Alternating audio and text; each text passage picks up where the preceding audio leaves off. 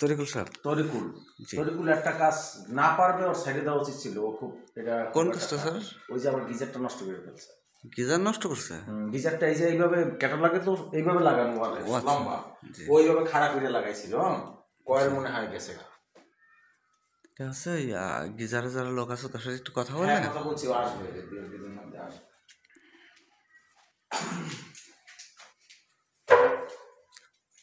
বলতো যে গিজারটা আমি না লাগাই, না উনি তো সবসময় লাগাই দেখি এগুলা। লাগাই তো পারে না এটা লাগাইতে। আমি তো বুঝলাম তখন যে ওই বিষয়ে তো নাই ওই দোকানে। আমি স্যার যে আপনারা যেগুলো কাজ করছেন, আমি তো প্রত্যেকটা কাজে আমার মতো করে যত্ন করছি, কিন্তু ওনার জন্য কেন বদনাম হয়ে গেল আমাদের? ঠিক আছে